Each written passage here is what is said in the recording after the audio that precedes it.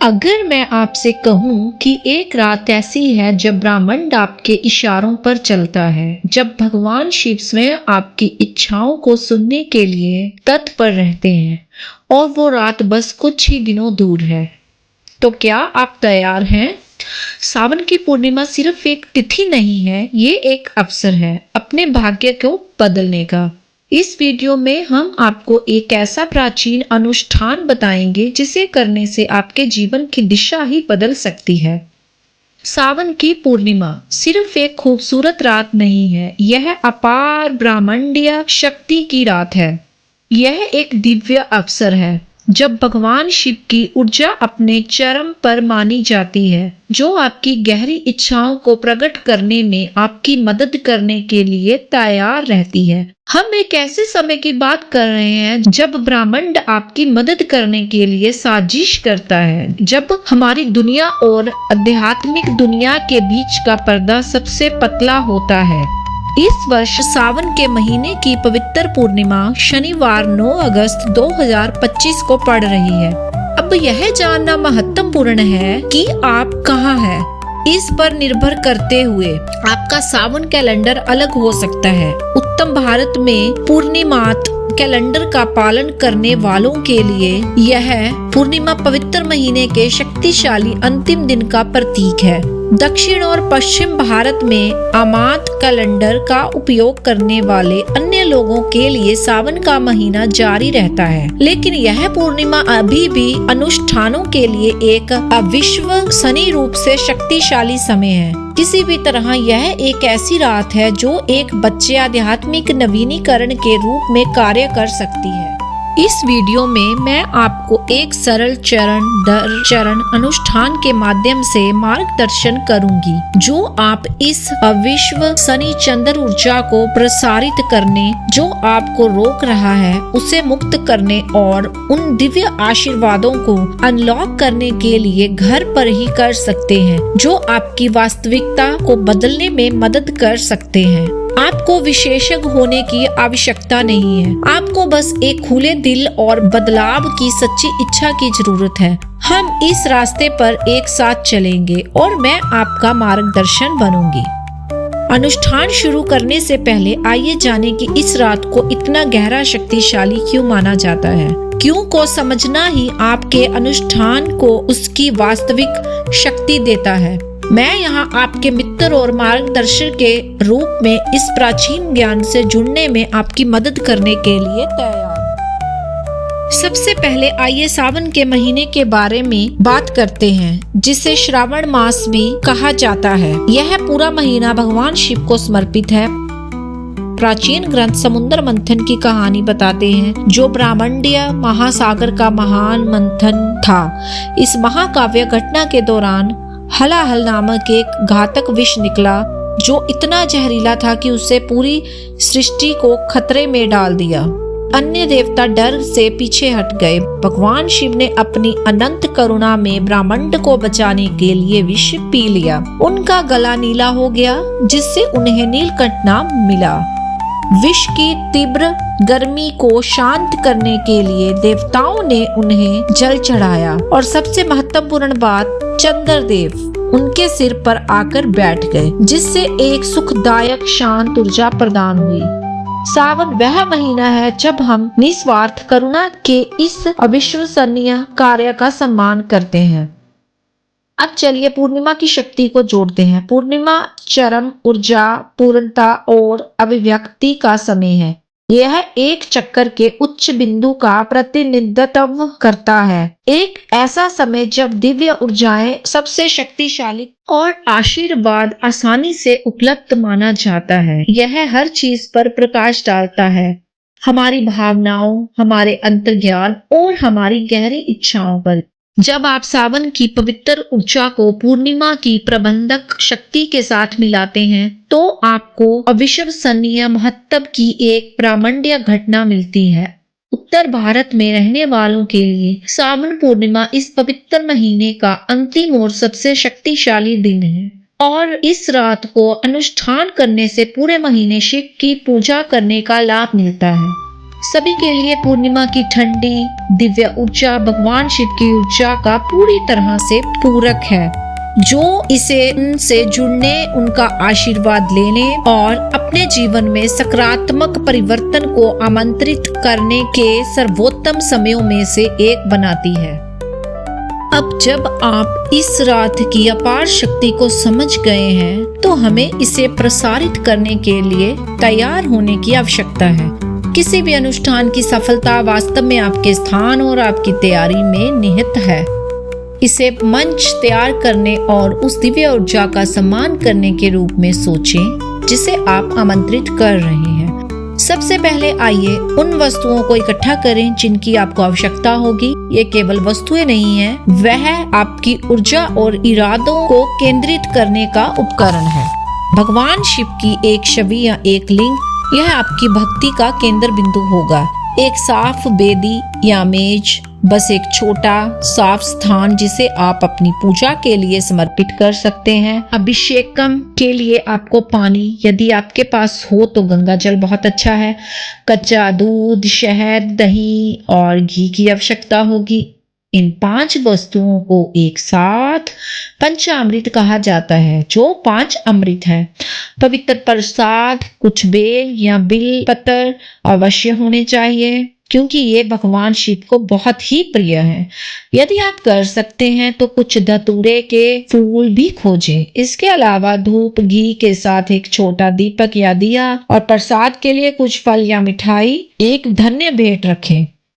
एक साफ कागज की शीट और एक कलम, यह आपके इरादे को स्थापित करने में एक बहुत ही महत्वपूर्ण कदम के लिए है। ढक्कन के साथ एक साफ कांच की बोतल या जार, हम इसका उपयोग शक्तिशाली चंदन जल बनाने के लिए करने जा रहे हैं। एक बार जब आपके पास अपनी वस्तुएं हों, तो यह खुद को और अपने घर को तैयार करने का समय है।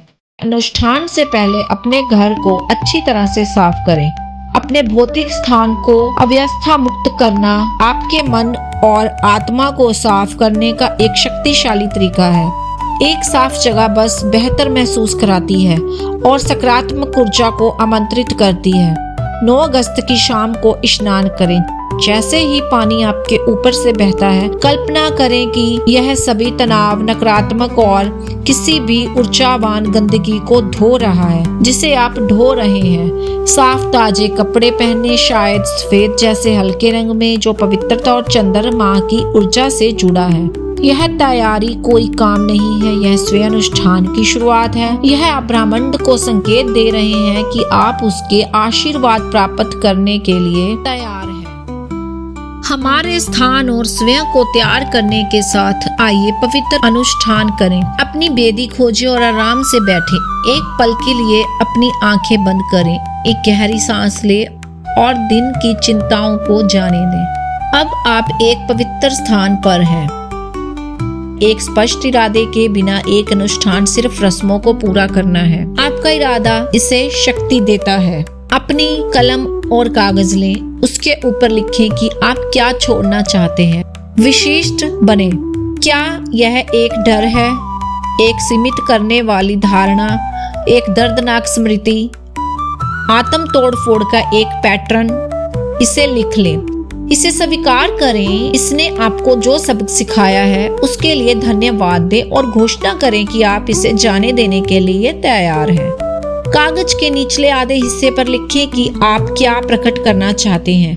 आप अपने जीवन में क्या आमंत्रित करना चाहते हैं। 4 समृद्धि, एक प्रेम पूर्ण संबंध, आध्यात्मिक विकास। इसे वर्तमान काल में लिखें, जैसे कि यह पहले से ही जहां है। उदाहरण के लिए, मैं अपने जीवित स्वास्थ्य के लिए बहुत आभारी हूँ, या मैं बहुतायत और आनंद से भरा जीवन जी रहा हूँ।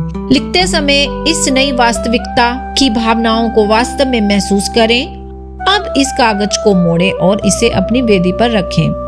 अब हम अभिषेकम करेंगे। शिवलिंग का अनुष्ठानिक स्नान या उनकी छवि को भेंट। यह सुंदर कार्य हमारे अपने कर्म और अहंकार की शुद्धि का प्रतीक है। सबसे पहले सरल लेकिन शक्तिशाली मंत्र ओम नमः शिवाय, ओम नमः शिवाय का जाप करते हुए लिंग पर धीरे धीरे पानी डालें। इसके बाद पंचामृत चढ़ाएं। एक एक करके दूध, दही, घी, शहद और थोड़ी चीनी डालें।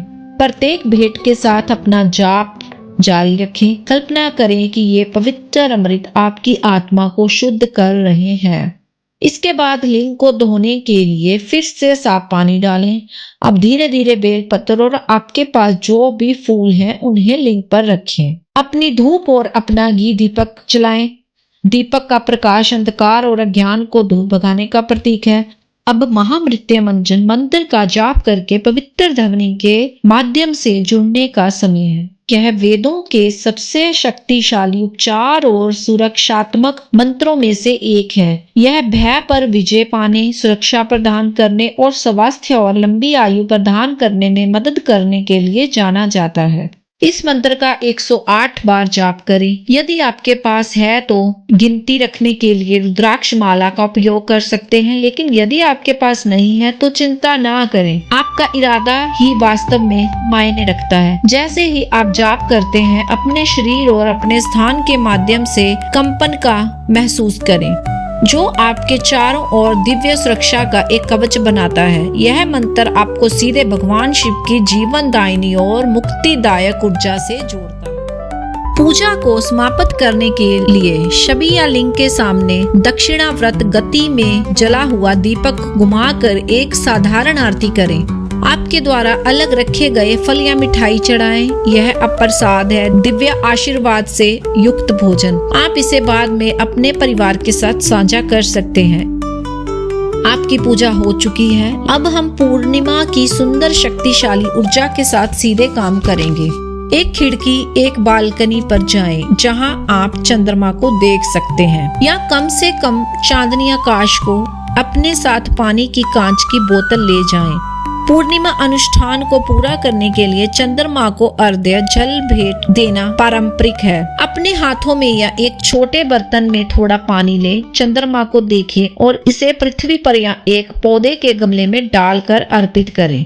ऐसा करते समय चंद्रमा की शांत उपचार ऊर्जा के लिए धन्यवाद कहें। भावनात्मक संतुलन, स्पष्टता और अपने अंतर्ज्ञान को बढ़ावा देने के लिए कहें। पानी का अपना कांच का जार लें, उसे खोलें और उसे सीधे चांदनी के नीचे रखें। अपने लिखित इरादों वाले कागज को जार के नीचे रखें। इसे कम से कम 1 घंटे तक वहीं रहने दें, लेकिन कुछ घंटे और भी बेहतर है। पानी सावन पूर्णिमा की शक्तिशाली चंद्र और अभिव्यक्ति ऊर्जा से चार्ज हो जाएगा। यह पानी अब एक शक्तिशाली अमृत है।